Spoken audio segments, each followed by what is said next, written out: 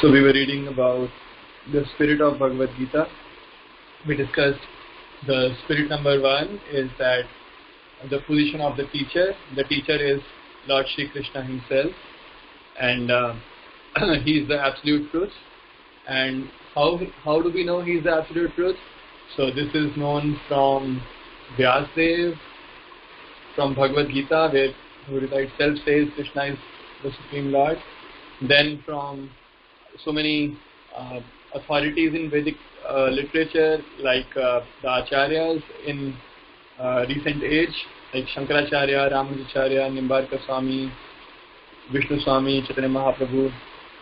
And then in the Shastras, from great sages and great authorities like Naradji, Bhishma Dev, Bhagwan Shiv, Brahmaji, all these authorities, they also confirm the position of Krishna as the Supreme Absolute Truth. Right? So this was the first spirit. The second spirit was understanding our position.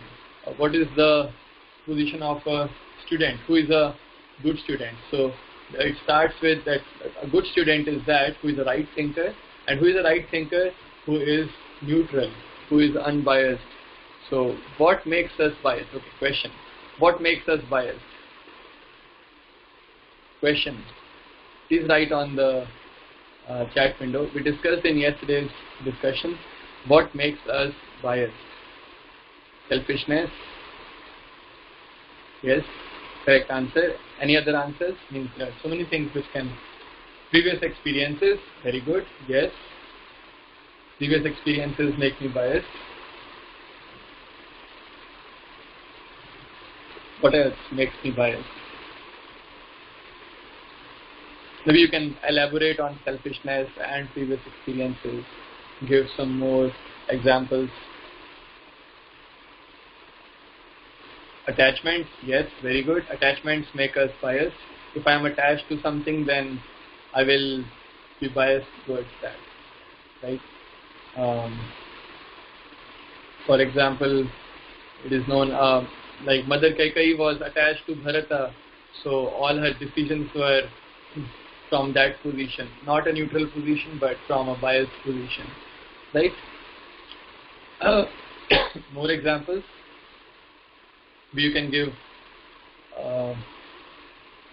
more specific examples, elaborate on these examples which are already given.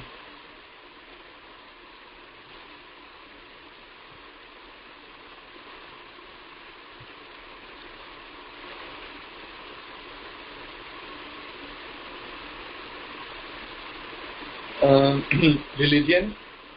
Yes, if I take religion as a bodily designation, that because I am born in a particular religion, so I say this is the best and everything else is wrong, then I become biased. Basically, when I have a very narrow or very myopic view of religion, then I become biased.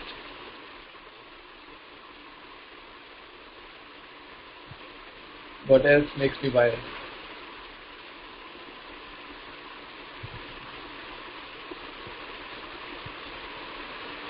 You can give examples of selfishness, previous experiences, attachments.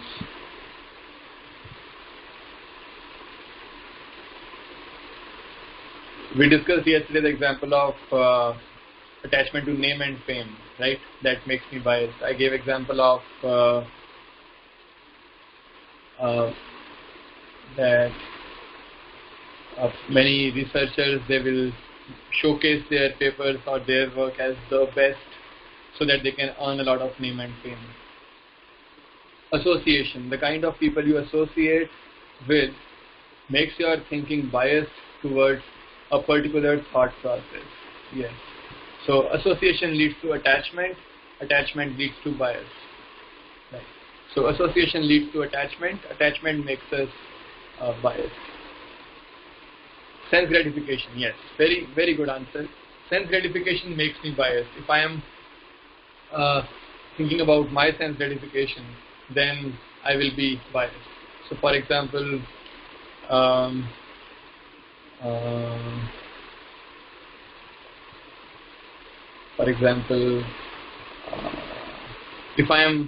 if I want to eat and suddenly Ekadashi comes and we say, oh, Ekadashi is not good because fasting is not good. Why? Because I want to gratify my senses by eating. That can be one example. Give more concrete examples. Like I also gave example of how the medicine gets promoted in society by, so the big pharmaceutical companies, they invite the doctors and give them very nice treatment, lots of money, so that they can endorse their medicines, and the medicines become popular. Since the allopathic medicines, they become popular in masses. So give examples like this. We try to exploit and think only for my benefit, selfishness. Yes, give some more concrete examples of this. Give some more concrete examples.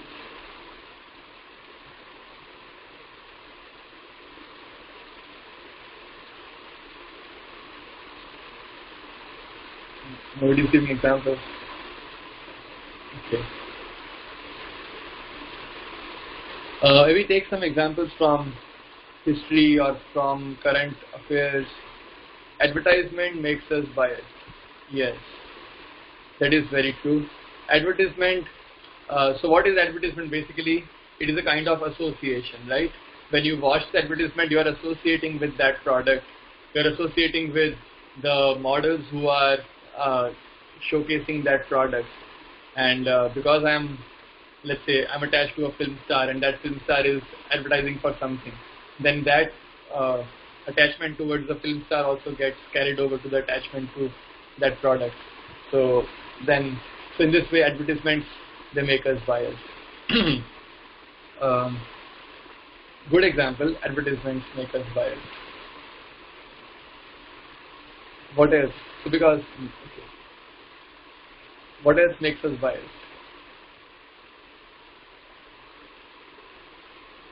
Like in my class, if I'm studying, I'm a student, then I will do activities which are not ethical. For example, I will copy assignments, I will copy in exams. Why? Because I am attached to getting good marks. I'm very selfish. I want to get good marks. That's why I will copy. I will copy assignments, copying the exams. So it's because I'm biased towards something. Another example which Sir gives sometimes, in our chemistry lab we have done experiments, what is it called? Titration, right? We have acid and base. So we have, what is it there? The base is there in the beaker and the acid is there in the titration flask. No, not flask, it is a tube. And there you take the readings, how much acid is required to neutralize this base. And then you measure the molarity and things like that. So, but if I am biased towards getting good marks, I will, by hook and crook, I will get the reading.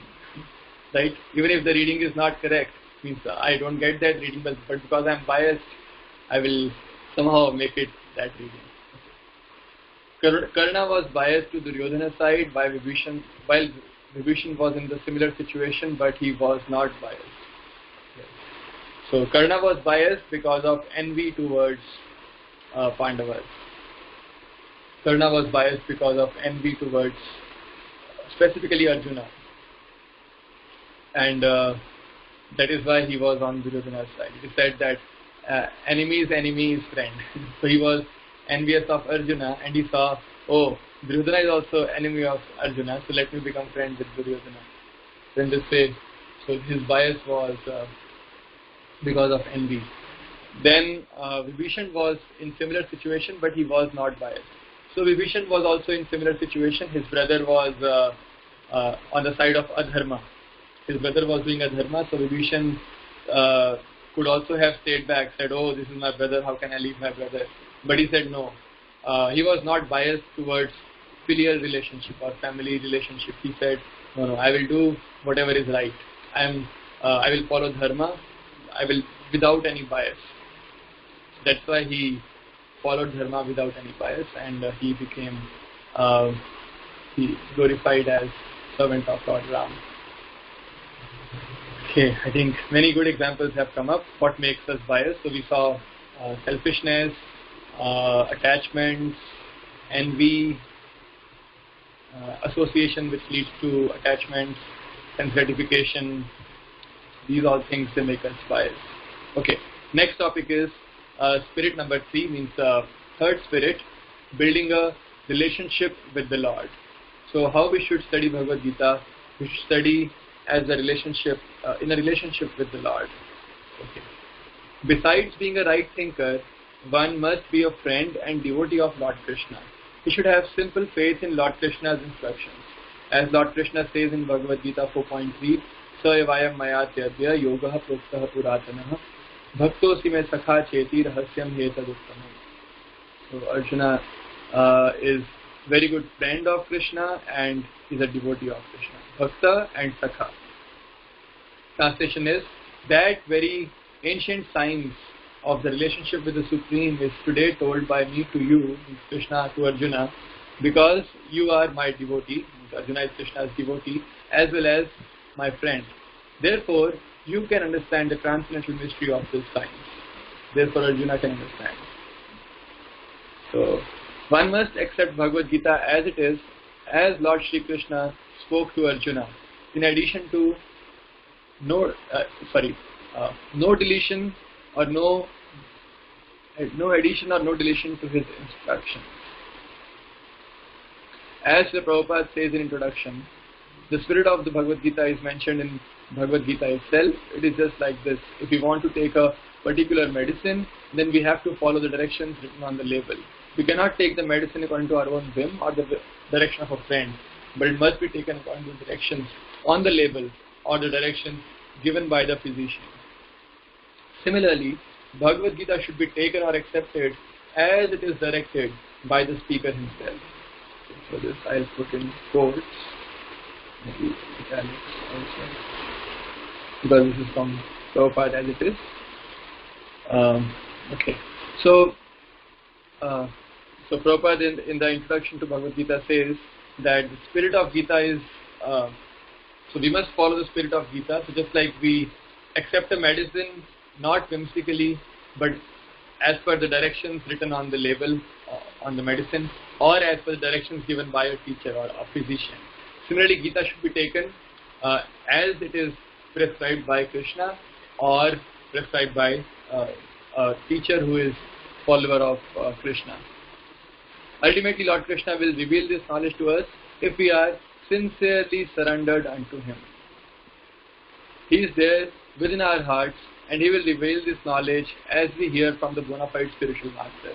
That's why this correspondence course, in this correspondence course, we will follow Bhagavad Gita as it is by His Divine Grace, A.C. Bhaktivedanta Prabhupada, as the textbook. This Bhagavad Gita has revolutionized hearts of millions across the globe. Sri Prabhupada is against the idea of using selected verses from Bhagavad Gita to put forth one's misdirected ideas. There are 700 verses in Bhagavad Gita, and one must accept all the verses. Just like as per your medical prescription, you have to accept all medicines. You cannot reject one and accept another. So this was about the spirit of Bhagavad Gita. So this one spirit is about the relationship that Krishna is the teacher, He is Supreme Absolute Truth. I am a student, so I should become a right thinker, unbiased. But also important is relationship, because this science is not a dead science. It is not just by reading it or by our own strength we can understand. For example, I had a teacher in my +1, +2. So he used to say, if you teach physics, chemistry, mathematics to an ass, to a donkey, for 4 years, even he can clear JEE. So even a donkey can clear JEE exam if he is taught for 4 years or 5 years. But Bhagavad Gita is not like that. Bhagavad Gita is a living knowledge, which means it gets revealed. It is not, it cannot be understood by our own intelligence. Of course we put intelligence, but to attract the mercy of Krishna, to show to Krishna, see, we are sincere. we want to understand, we want to get closer to you. So that is very important, that relationship with Krishna, that this knowledge is not simply a dead knowledge, but it's a living knowledge, and it gets manifested within our heart when we have relationship with Krishna. Okay. So yeah, so we should accept Gita. So this part is very relevant actually, because many people they say they have very stupid ideas. I have one person. He said, I was in a temple. One new student, he came in Boston. So he came and I told him, take Bhagavad Gita. We were discussing about Gita, and he was listening and he was taking a lot of interest. I told him, why don't you take this book and keep it with you? And suddenly he gave an idea. He said, my room is very dirty and my parents say Gita should be worshipped. So we should worship Bhagavad Gita, but we should not keep it in our room because our room is dirty, and we should respect it and we should keep it in nice place. So that is why I cannot take Bhagavad Gita. And I said, but what is the use if you are not going to read, if you are just worshipping from a distance? What is the use? I said, just take it and keep it in as clean as you can. For example, make a shelf and put it there. So he said, no, I won't take it. I will just worship from a distance. So that is a mistaken idea, because Bhagavad Gita is knowledge which is given by Krishna. So that's why we should take a particular medicine as per the directions on the label, not just whimsically or because my parents said, so I will do this. My friend said, so I will do this. Right?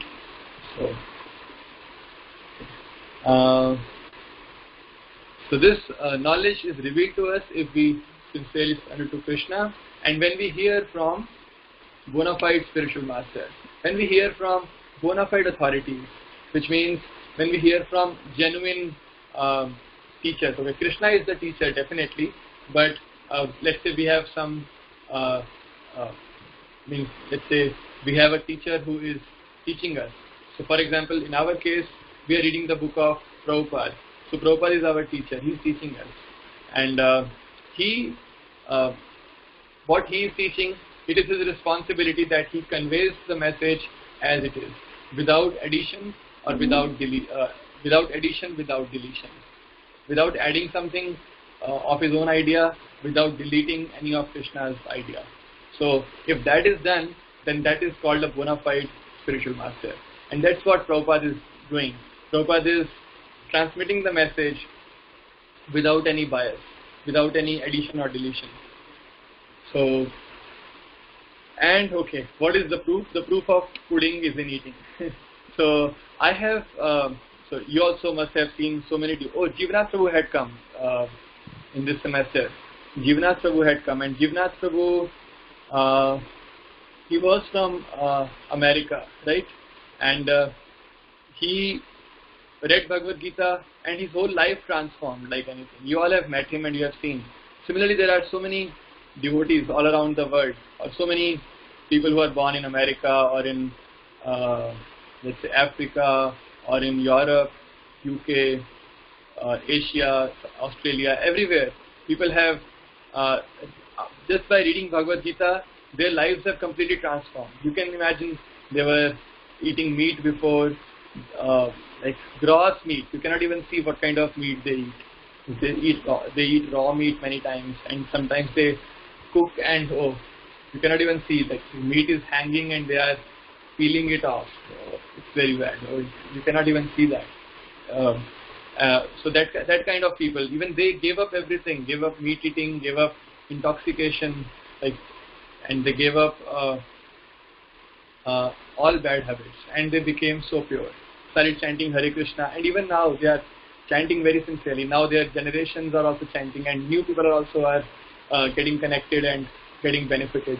I had when I was in Boston, I had a friend. Friend means we used to do kirtan every Thursday evening. Today is Thursday evening. So every Thursday evening for 2 hours we will do kirtan, maybe from 5:30 to 7:30 or something like that. Maybe 5:30 to 7:30 or 5 to 7.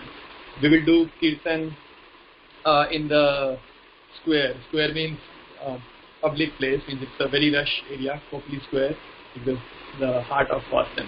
And our temple was just nearby. So we'll just go to that square, we will do kirtan for 2 hours, and I will come from office directly and I will join them there.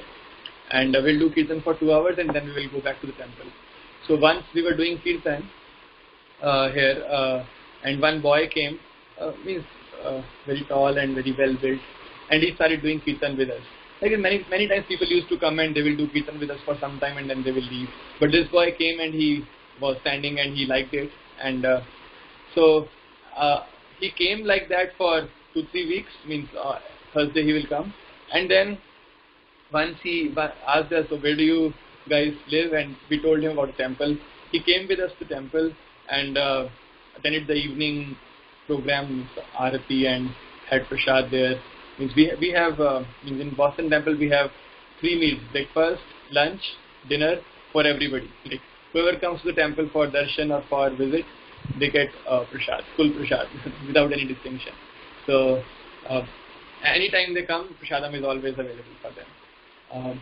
So this he had dinner there with us, and then he left. And like that he started coming to the temple then regularly.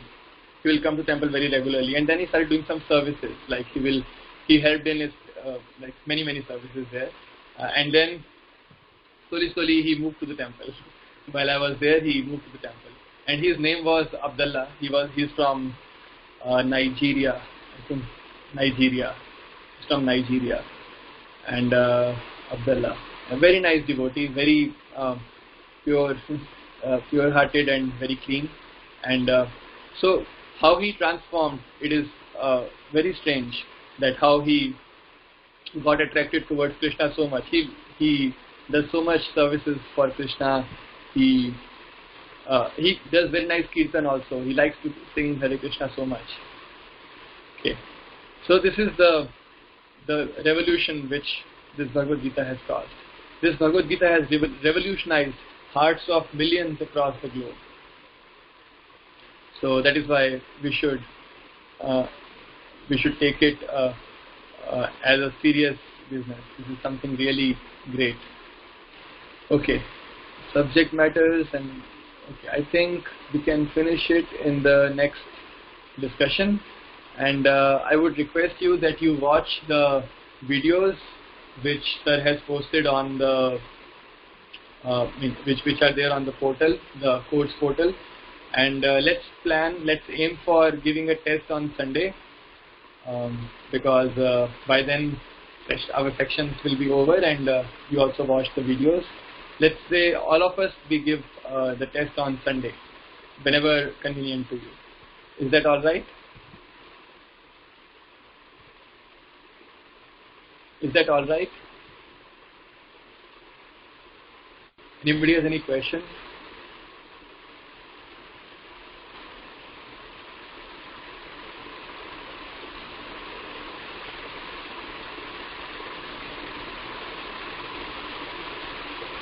If anybody has any questions, you can ask. Otherwise, I can ask some questions.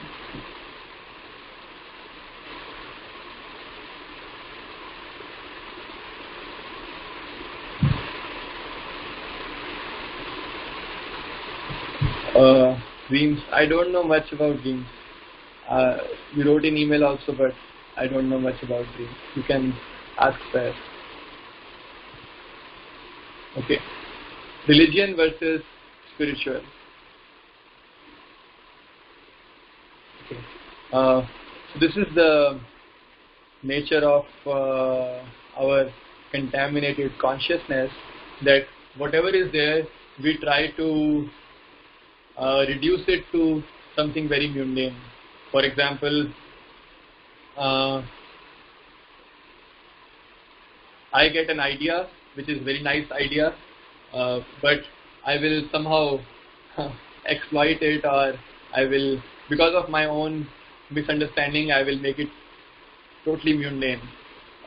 For example, if knowledge is given to me about God, about Krishna, or about the self, and I have not realized it, so I will become very fanatic about it. Because I have not experienced it, I will say, oh, this is it. Now,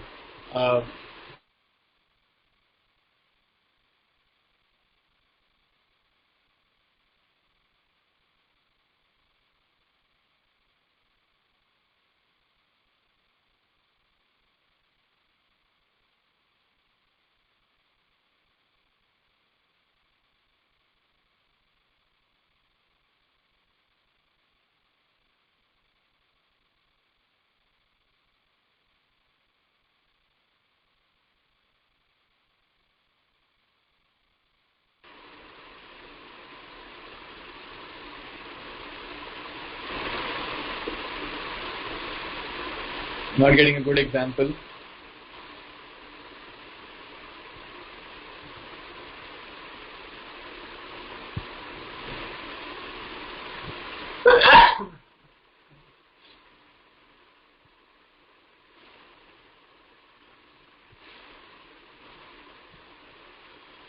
Yeah. So, for example, I am. For example, I have a very. I have a very.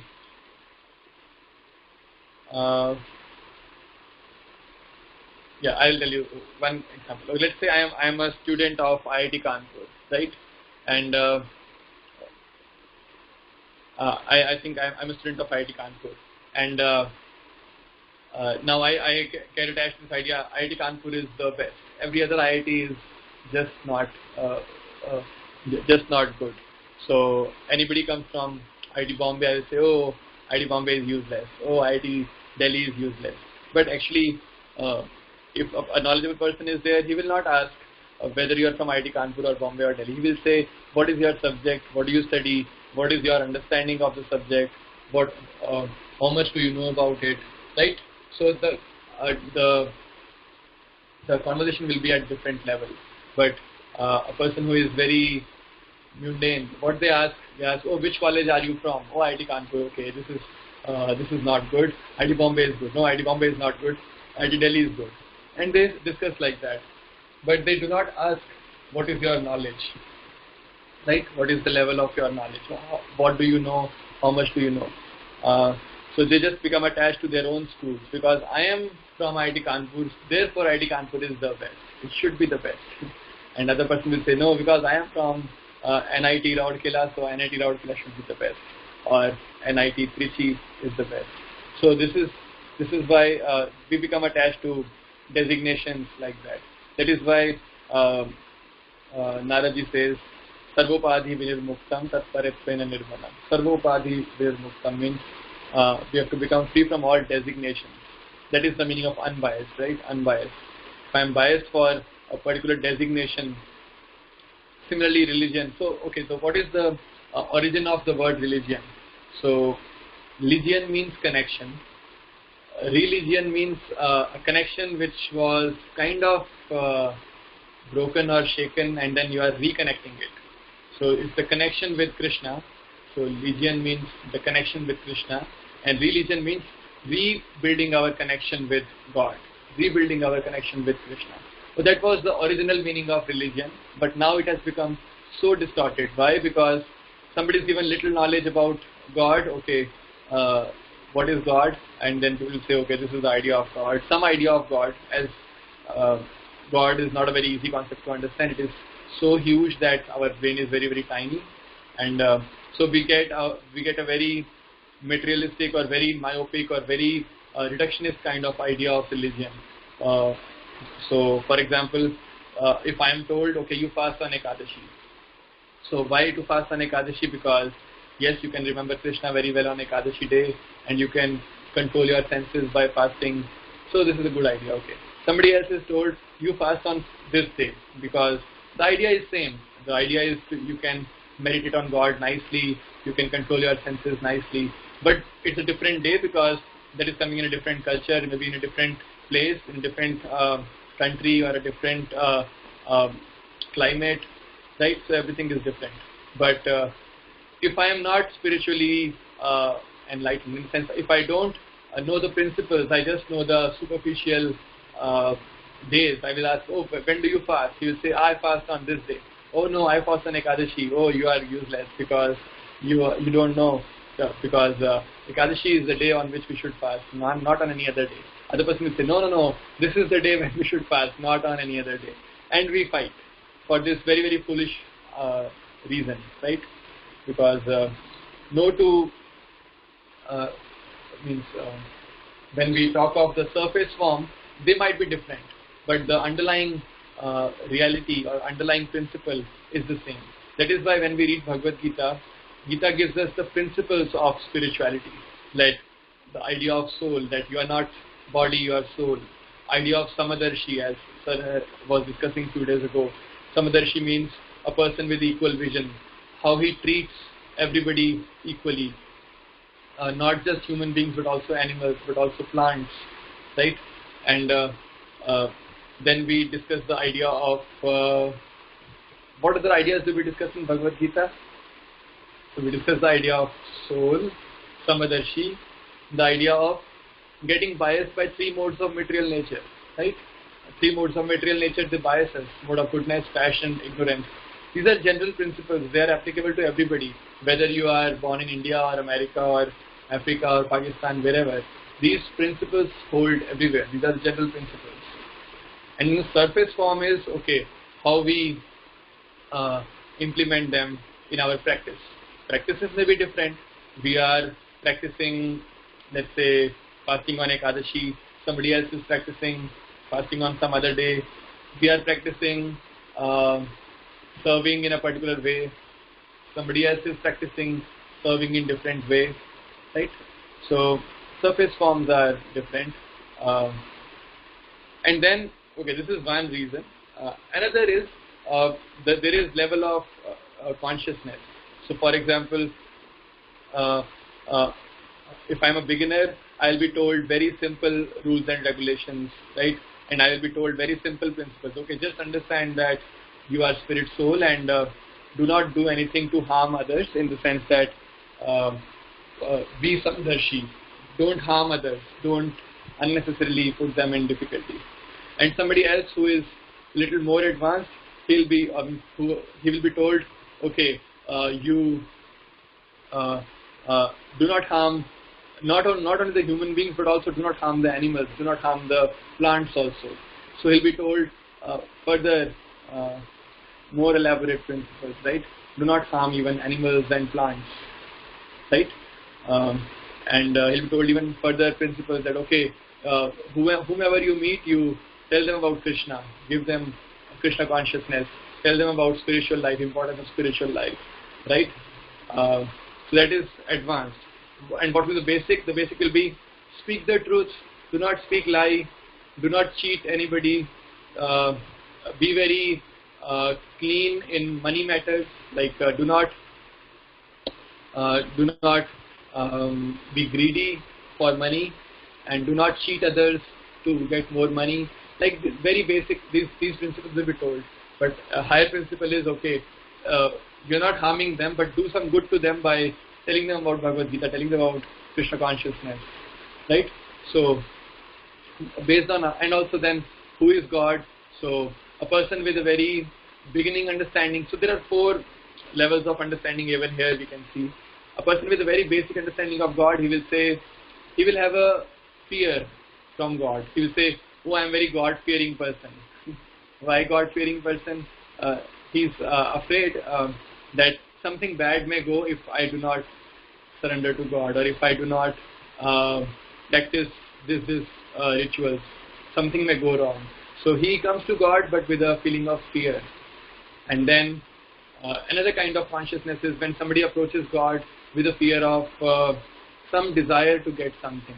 So somebody may go, oh God, I want this, I want that, I want this, and he has a list. So that is another level of people who approach God. And then higher than that is a person who approaches God with gratitude. Oh God, you have already given me so much.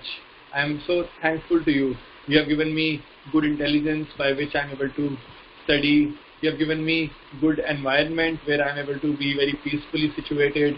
You've given me good friends who are so caring for me and who help me to advance in my consciousness. You've given me so good knowledge of Bhagavad Gita. Like, so basically gratitude for God. So such people also approach God with gratitude. And then there are people who are even higher who approach God with love. They say, "Oh, my Lord, what I can do for you? You have done so much to me. That is fine. But I want to serve you. I want to do something for you." So with love they approach. So like that, there are different levels of people, right? And you cannot expect everybody to be at the same level. So that is why there are differences between different people. So those who are very beginners, they will not be able to see the principles and they will fight for trivial reasons, right? But those who are very advanced, they can see the unity of principles amongst all religions, that how everybody is acting as per their level of understanding, and they are advancing if they are properly surrendered to God. God helps them to advance. Okay, I think this is a very deep question, and I have given very shallow answer. That's what I understand. So if you want deeper understanding, then ask this to Sir, right? And next question is, what is the difference between faith and bias? Faith means if something is not, means I have not experienced it, but I just believe this must be true, right? So it can be unscientific if it is not. For example, I just believe it. I have no, okay, I have not experienced it, and I also don't have any scientific reasoning to support it. Then that is a faith. But if it becomes knowledge, when you have not experienced it, but you have very strong scientific reasoning to support it, then it becomes knowledge. And then it becomes realized knowledge when you actually have realized it, right? And bias means, so if you have good understanding and knowledge, if you act at the platform of knowledge, then you can be free from bias. So acting with knowledge is not bias. Acting with knowledge means unbiasedness. But acting without knowledge it leads to bias. Right? Okay. Thank you. I think that was a good discussion. Maybe if you have questions, you can ask. If not, then we can stop here. Yeah. Thank you very much. Hare Krishna.